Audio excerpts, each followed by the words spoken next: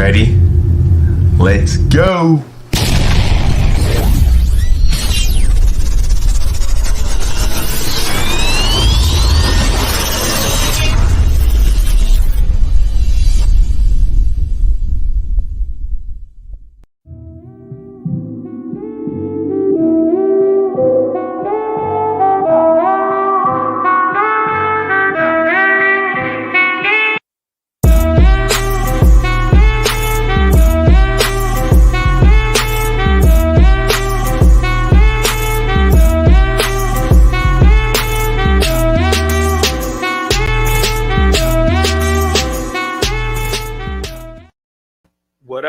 What up, everybody? What's cracking? What's up? It's your boy, Sports Dad. And guess what?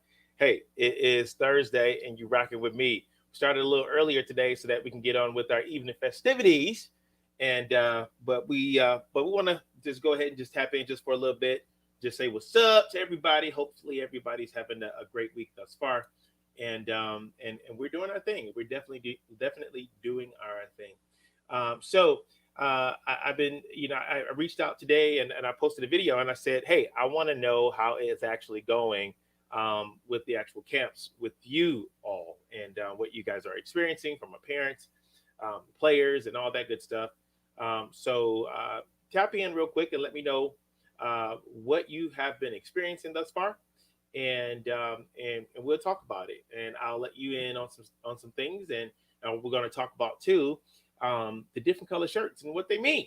Because a lot of times you go to the camps and it's like, okay, we see this guy in a different color shirt, that guy in a different color shirt, so whatever. So we're going to talk a little bit about that, and then we're going to get out of here for the night. All right. So if you're new to the channel, please make sure that you go and subscribe and like and share this information. If you know anybody that's going through the recruiting process, family members, friends, any loved ones, let them know that Sports Dad is in the building and that we're going to talk about the camps and all that good stuff. And if you got questions, make sure you drop them in the actual chat and we'll definitely get you an answer. Be right back.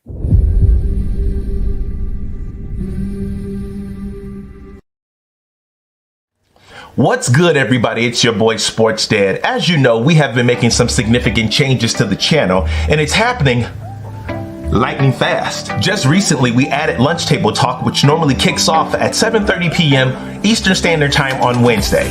And we're getting some great reviews on that, so thank you for your support and keep it coming. And of course, we're still talking about the recruiting process for young athletes who want to play at the next level, which normally kicks off live on Thursdays at 7 o'clock p.m. Eastern Standard Time. So as you can see, we're beefing up the channel and broadening our horizons with new content coming, and with your support, I think that's a good recipe for a nice blow up. I told you this year was going to be a great year. Lots of things happening. Make sure you subscribe to the channel, hit the like button, and also share the information. And be sure to keep that energy coming.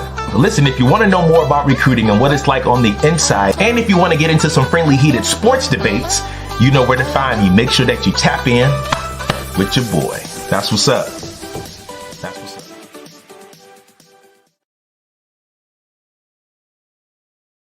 All right, so we want to know how's it going with the camp so far. Let me know in the chat if you got any questions about the camps, things like that. Let me know. Just drop them in the chat. But we want to know, how has the camps been going thus far? Like, what have you guys been experiencing? What has been your feedback? Do you like? Are you enjoying the process, or has it been a pain? Tell me, what have you been experiencing with the camps thus far? So. I'll tell you what I haven't been, but what we have been experiencing. And first of all, I want to talk about the attendance. We went to, we've been to this month so far, let's see, maybe three camps, maybe 3 or 4 camps we've been through so far. And I would say that the attendance is a surprising factor to me. The reason why I say that is because, and I know why it's like that, is because of COVID. And they have the attendance restriction and things like that, and I get it. But with the attendance restriction, what that does is that they just put young recruits in a better position to be seen by the coaches, because there's not that many kids to choose from. We did go to the Fair State camp, the kickoff on June 3rd, which was excellent. It was ran very good. Everything worked like clockwork, and but it was a lot. It was a lot of it was a lot of recruits that were there. It was a lot there. But the thing about it though, it was sectioned off perfectly, and so you did get, and they made sure that you got everything. You got a chance to interact with coaches and things like that, college coaches, which is majorly important. And so I think that networking is one of the missing elements in the area of recruiting with young recruits. They don't know how to network, right? And so there comes a time in the at the camps where they want you to go introduce yourself to some coaches, and things like that, and which is good, and that's an opportunity for you to go actually talk with the coach, let them know your grades and whatnot. And so and we got an opportunity to do all of that. And so that's one of the things that's been sticking out to me is the actual attendance. I like the fact that it hasn't been really high attendance to allow college coaches to to see recruits, put them at a better position. I also, uh, um, uh, that's been one of the big things. Another thing is that at one of the camps there was a presentation, and a few college coaches were was doing a presentation, and they allowed for a question and answer. So I asked the question, hey, do you guys go mostly off of the huddle, or is it a situation where you where the camps are more important than the huddle? And basically, they were saying that they go off of the huddle, but the camps are an opportunity to see if the kid is coachable, to interact with the kid a little bit and see how he competes and see how he moves. Even though I think that you can see how a kid moves on their huddle, and and I understand that anybody could take their best plays and and put them, and edit the video to their liking. But at the same time, are the coaches doing their research to see what level of football is being played and things like that? And so, one of the interesting comments was is that the college coach told me, he said that they already know who they are going to talk to before. In most cases, they already know who they're going to talk to before they arrive. Okay, they said that before they arrive, they already know who they are going to talk to, and pretty much. And because they've done their research, they've been on Twitter, they been watching the media, right? They're tapped into the organizations that are running the little mini camps for the kids and having those workout sessions and things like that. They're talking to coaches, high school coaches, and so uh, in most cases they already know who they want to talk to. And so so that's the thing there. So you got to keep that in mind. So if that's the case, then you got to say to yourself, well, I have to put myself in a position, or my kid in a position, or the kids have to say that to themselves, right? To become familiar with the coaches before they arrive, right? And that's where the networking piece come into play. The whole Twitter and things like that. And two, what I've learned is that your high school coach is going to be key as well. I told you guys, don't allow your kid to make a decision and send them to a high school that's not really going to benefit them. Okay, do your research and make sure that the coach is actually concerned and working for the kids to make sure that they play at the next level. Now they don't have to, right? But a good program,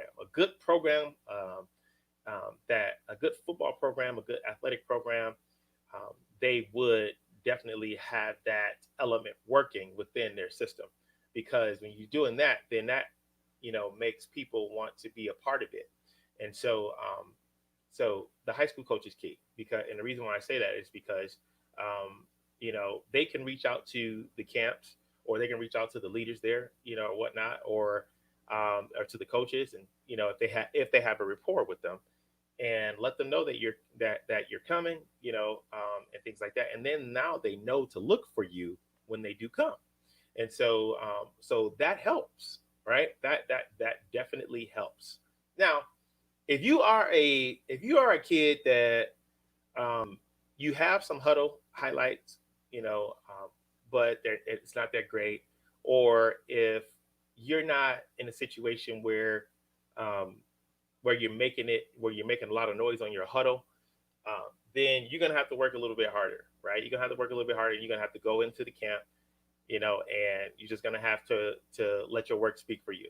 And those guys, those individuals do get noticed, right? I mean, if no one knows about you, but if you go to a camp and you run a 4.3 or 4.4, 4.5, they'll be like, "Oh my goodness, who's that kid?" Right? And then now you're on the radar. So, so separating yourself, putting in the work when nobody else is looking, and making sure that you are prepared when you go to the camps. Make sure that you are prepared when you go to the camps. My son, you know, he had to help run their college camp, and he was telling me how many kids that came, and and how they didn't know how to do certain drills and things like that. Listen, you cannot send your kid into a situation where they're not at least familiar with those drills, right? You cannot do that. You're setting them up for failure. Make sure that they are ready, and I did a video on this as well. But make sure that they're ready to go into these camps and compete. And I said that before, and that's where your organization comes in, which is your Sound Mind, Sound Bodies, which is your Rising Stars, your and it's a lot of those organizations that are around there. So, and that's where you go and you put your work in and get chiseled, and so that you can become familiar with that environment, right? Or get with somebody, because a lot of times too at those organizations they can't give you the one-on-one. Get with somebody and let them give you one-on-one help, one-on-one coaching, because then that way you can really understand and put yourself in a position to succeed when you go to the camps.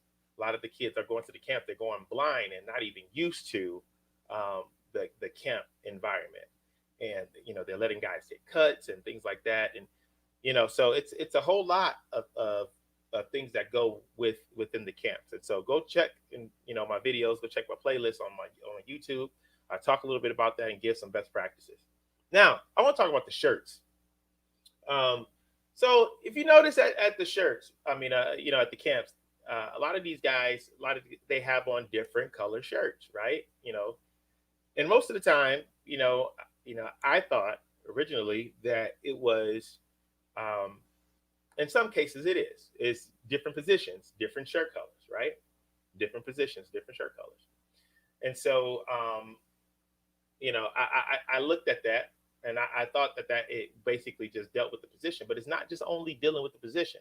And this is not the case at all camps. But in some camps, when they have the different color shirt system, and you may not get a straight answer, but when you have the different color shirt system, that's how the college coaches know who to talk to. I'm gonna say it again. That's how the college coaches know who to talk to.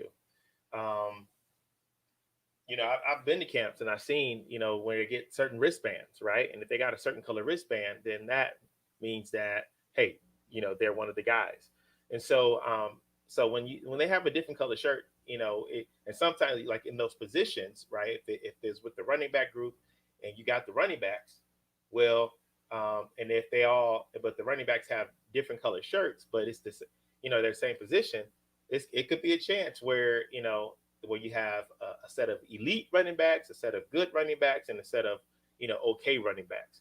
And that's how the colleges know who to talk to when they arrive. And because I was thinking like, well, how do they know? Because I asked the question like, out of 300 kids, how do you know who to look at? How do you know who to look at? And if the pickings is so wide, you have a wide variety of kids, and decent athletes, how are you filtering that out? How do you know to look? How do you know who to look at? Somebody's gonna get left out. And that's when he said, well, for the most part, we already know who we're gonna talk to before we get here in most cases. And the fact that too, in some cases, they have those different color shirts. And so, and that's okay. And that's okay. I don't see anything wrong with the different color shirts. I don't. If you got, I mean, it's a good way to, separate players. And so, if you want that color shirt, the one that the colleges are recognizing, then be a dog and get one. It's just that simple. So that's the method. So you got to be mindful of that, right? Going to these camps, um, you know, things like that. So, but that's what's been working out so far. That's what I've been witnessing going to the camps. I can tell you it's been a good atmosphere in the camps. Everybody's is excited to be out and about competing, trying to get looked at, and and it's just a great feeling, especially considering the fact that last year was they weren't allowed to do that, and so colleges are happy, players are happy, and so and also too, there's been some offers that we've been seeing too. I've been seeing a lot of offers on Twitter and a lot of offers in person too at the camp. So here's the thing, but I'm seeing more so the kids, 2023s and 2024s are being offered, right? Why is that? Well, remember, because of COVID, you know, uh, colleges were allowed to keep their players and giving them an extra year of eligibility, right? And so, with that being said, it spills over into the class, which is supposed to be really getting the offers right now, which is the 2022s, and they're still getting offers, but it's not a lot that's out there. And so, and that's the reason why is because a lot of the colleges are holding on to uh, their players that they had and giving them an extra year of eligibility, which is spilling over into that recruiting class as well. And so, so that's a bummer for the 2022s, but for the 2023, 2024, um, and all you guys are in great shape. And, and this is a great time to go out there in the camp to just go crazy and so that you can get offered. Okay. Um, at some point, I'm going to post a video because I have been taking some videos of going to these colleges and things like that. And I'm going to post a video and just take you on the inside and how it's actually looking. And it's been quite the process right now. And with my son in particular, lots of looks. A lot of people, a lot of colleges are looking at him. They know who he is, which is great. But it's just I think that they're just filtering through the process of going to these camps and things like that. And so, but we're having a lot of success, and I'm expecting things to pick up a little bit more. So, but if you are experiencing things, I would like to know. Even after the live stream is over, you can still post a comment, and I will see that comment post, and we will talk about it. And so, so let me know what you are thinking. So until then, listen, continue to do what you do. Make sure that you hit those camps. Now, once again, don't just say, don't just see the camps and be like, oh, I'm just gonna go to this camp and I'm gonna go to that camp. No, do your research on what camps that you should go to. And remember, if a person sent you a flyer in your inbox, then that's a great sign that you should go to your camp, because they took the time to go jump into your inbox and send you a flyer. So that means that that they are looking at you, right? And they're you have their attention in some way, shape, or form. That's an opportunity to go to a camp.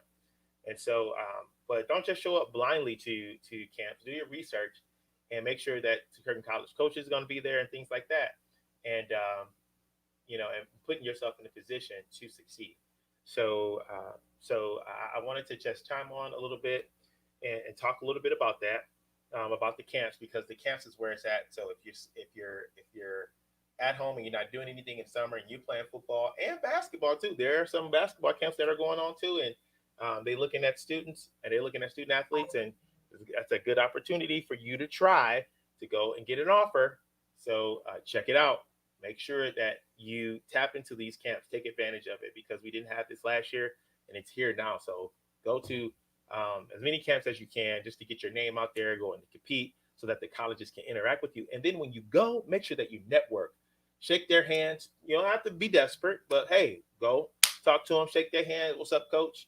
Cephas Harris, class of 2020, whatever, 2021, or whatever your class is, and just talk to them, just out here competing or whatnot, they might just give you some feedback, let you know that I'm watching you, or they might just give you their contact information. So network. I see some kids taking business cards there, and handing out business cards or whatever. So, whatever floats your boat. but it's a good atmosphere. So parents, get your kids to the camps, and because it's still a lot of opportunities out there for scholarships. And listen, D2s, don't downplay the D2s, because you can still go to school for free at a Division II school. Yes, you can. I know you hear like, you won't be able to go to school for free. That's not true. That's not true. You can go to school for free at a Division II. Yes, they are. There are ways that you can, get a scholarship and grants, all that good stuff mixed in with your financial aid, where you're paying $0, right? And you're in school. And that's the goal. So don't sleep on the D2s. The D2s, there's a possible chance, if you're good enough and they like you like that, there's a chance that you can actually still go to school and not have to pay anything at a D2 level as well. And so yeah. So if you got questions, make sure you post it. And that's that. We'll be back on next week. And once again, I'll try to get in between. I haven't been, posting any videos because we've been on the road. Like I said, we've already been to like 4 camps in this month, and the month just actually started. So we've been, on the go. And so we got another one coming up this week as well.